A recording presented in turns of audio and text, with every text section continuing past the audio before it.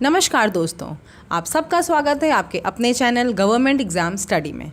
दोस्तों, जैसा कि हम अपने चैनल में हमेशा आपके लिए कुछ ना कुछ नया लाते रहते हैं, आज से हम एक सीरीज़ स्टार्ट करने जा रहे हैं सक्सेस स्टोरीज़ की। इसमें हम दोस्तों आपको हमेशा एक नए इंसान से, नए शख्सियत से मिलाएंगे जो कि आपको हमेशा मोटिवेशन यानी कि प्रेरणा प्रदान करेगा। दोस्तों, अभी हाल में ही एसएससी ने एमटीएस का रिक्रूटमेंट जारी किया था। इस एमटीएस के रिक्रूटमेंट को लेकर बच्चों में बहुत कन्फ्यूज़न है।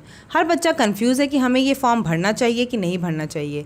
ऐसा इसलिए है क्योंकि इसकी क्वालिफ़िकेशन बहुत कम रखी गई है। इसकी क्वालिफ़िकेशन सिर्फ 10th पास है।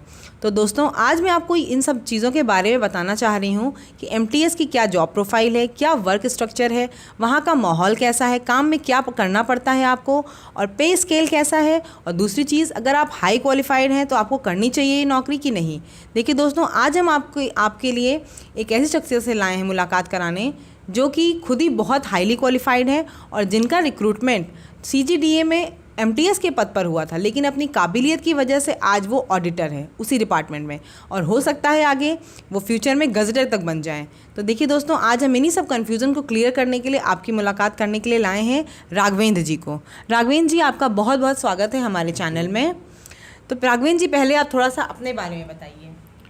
मैं बेसिकली हरदोई से बिलोंग करता हूँ और मेरी जो शिक्षा दीक्षा हुई है वो जवाहर नवोदय विद्यालय से हुई। मैंने 10th और 12th वहीं से पास किया हुआ है, जो अपने में भारत के सबसे अच्छे स्कूलों में से एक है। और उसके बाद मैंने ग्रेजुएशन किया है बीए। उसके बाद मेरा गवर्नमेंट स्कूल से बीएड हुआ है, जो कि एक कंपटीशन के तहत मेरी अच्छी रैंक आई हुई थी। उत्तर प्रदेश में 4 ही गवर्नमेंट स्कूल हैं, जिसमें मेरा मतलब हरदोई में भी एक स्कूल है, वहाँ से मैंने बीएड किया हुआ है। और उसी के दौरान एसएससी का ये एमटीएस का फॉर्म आया हुआ था। हम लोग सीजीएल दे रहे थे, लेकिन एमटीएस का फॉर्म आया तो मैंने सोचा लाओ एमटीएस में भी ट्राई करते हैं। कंपटीशन के दौरान मैंने एमटीएस को ट्राई किया और मेरा एमटीएस में हो गया। मैंने सीजीडीए में 2013 बैच का हूँ। सीजीडीए में 8 दिसंबर 2014 को मैंने ज्वाइन किया लखनऊ में। उसके बाद मैंने 3 साल एज एमटीएस यहाँ काम किया। उसके बाद हमारे डिपार्टमेंट ने एक एग्ज़ाम कंडक्ट कराया, जिसमें एमटीएस और क्लर्क एज ऑडिटर के रूप में आ सकते थे।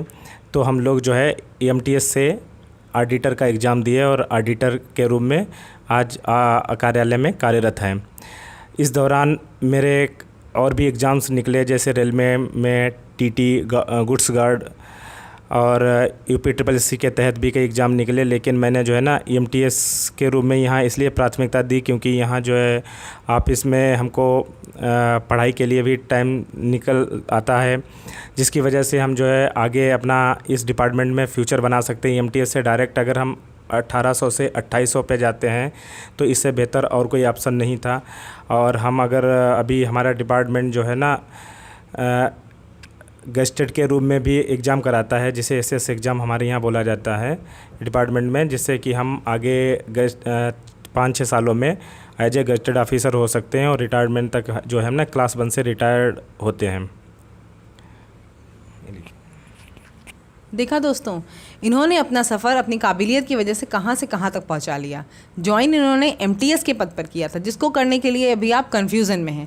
तो देखिए दोस्तों, अभी भी उसकी आखिरी डेट बची हुई है, और अगर आपको कोई कन्फ्यूज़न है तो अभी भी आप अपने कमेंट सेक्शन में जाके हमें बता सकते हैं, पूछ सकते हैं।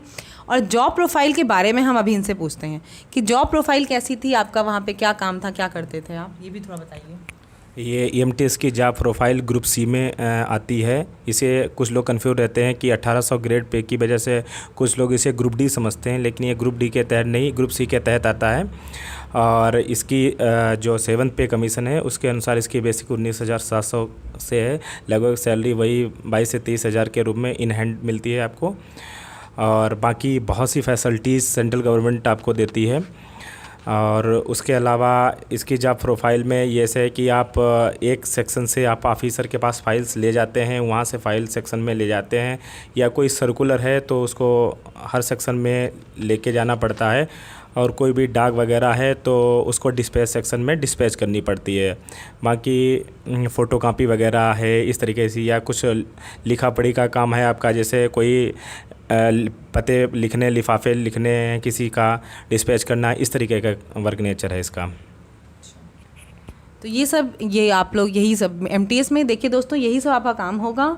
तो इसलिए अगर दोस्तों अभी भी आपको यही बार बार मैं बताऊंगी, अगर आपको भरना है तो आप पहली बात तो किसी भी एग्ज़ाम में क्वालिफ़िकेशन देख के मत कभी भी पीछे हटिए कि इसमें 10th है कि इसमें 12th है, मैंने इतनी पढ़ाई लिखाई की। अगर आपके अंदर काबिलियत है दोस्तों तो आप किसी भी एग्ज़ाम में किसी भी पोस्ट से कहीं भी पहुंच सकते हैं। और सबसे अच्छी बात इसकी ये है, देखिए दोस्तों, कि आप सेंट्रल गवर्नमेंट के एम्प्लॉय हो जाएंगे।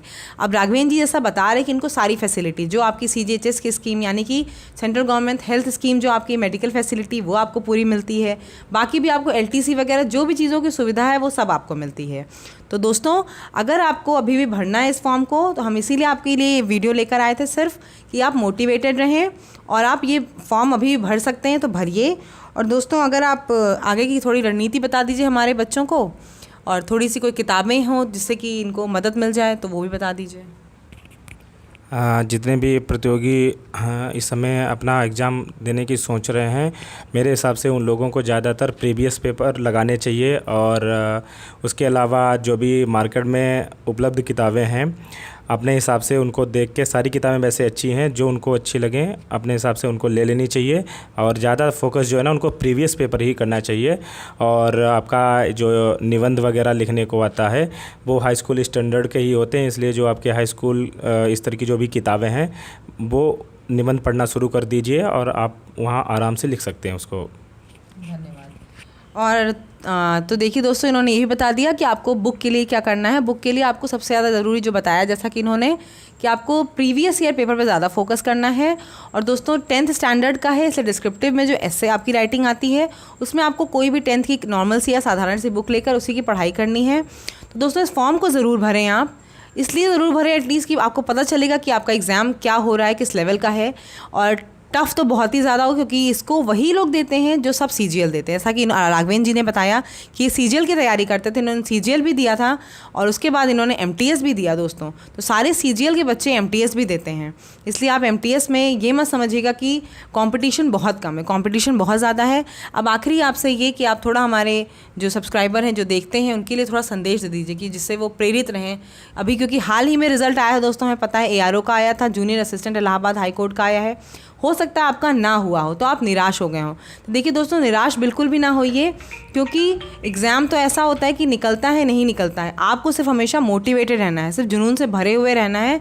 एग्ज़ाम तो आपका निकलेगा ही निकलेगा। तो आप थोड़ा सा हमारे अभ्यर्थियों को थोड़ा कोई संदेश दे दीजिए। आप लोग जो है अच्छे तरीके से तैयारी कीजिए, हमारी शुभकामनाएं आपके साथ में हैं और इसको लाइटली मत लीजिएगा।